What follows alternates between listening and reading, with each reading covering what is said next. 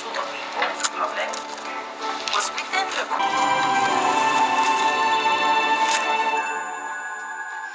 Now who can track the path of the orbit here?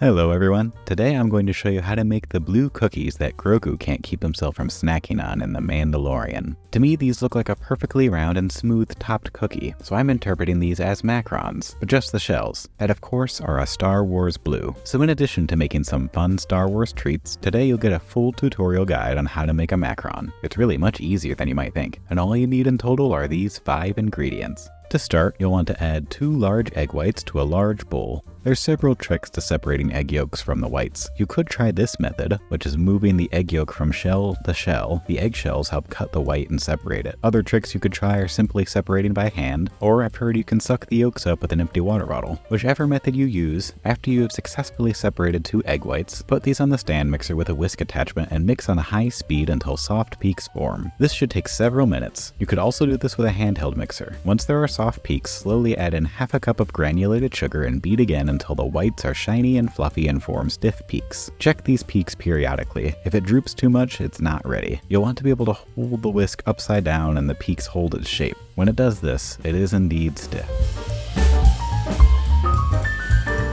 Once you have the stiff peaks, add into a fine mesh strainer 2/3 of a cup of confectioner's sugar or powdered sugar, half a cup of superfine almond flour, something like Bob's Red Mill brand works just fine. And then finally, to get the blue color, add in 2 teaspoons of butterfly blue pea flour powder. This helps give the perfect bright blue to these macrons and also an herbal flavor as a bonus. Sift all these dry ingredients directly over the egg whites, and then you'll want to fold these all together with a rubber spatula until just combined. The goal is to get everything combined about as gently as possible, because you want to keep all the air that was beaten into the egg whites originally. For me, it works to count about 60 folds. After this, it is basically all combined.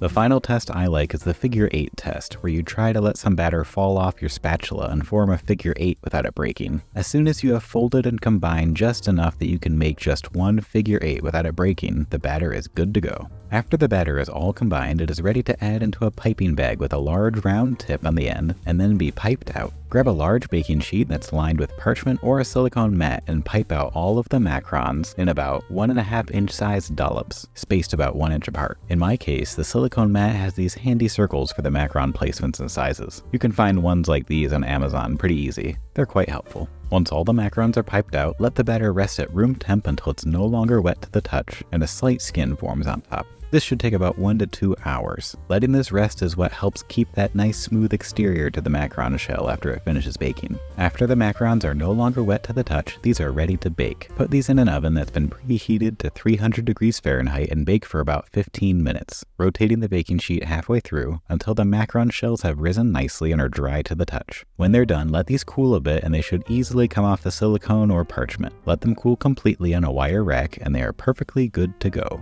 Now normally you would take 2 of these shells and add some sort of filling in order to make a typical macron, but these macron shells make delectable cookies on their own. Crispy on the outside and chewy on the inside, perfectly sweet. It's no wonder that Grogu couldn't resist treats like these during class. And now you know how to make Grogu's blue cookies from The Mandalorian. I hope you can try this out yourself. It really is easier than you think.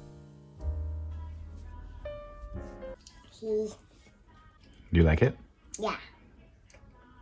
As always, thank you so much for watching. If you enjoyed this video or learned something new, please consider leaving a like to this video. Also subscribe if you like Star Wars. I make quite a bit of fun Star Wars or Disney themed food on this channel, so follow along and learn more. Thanks again.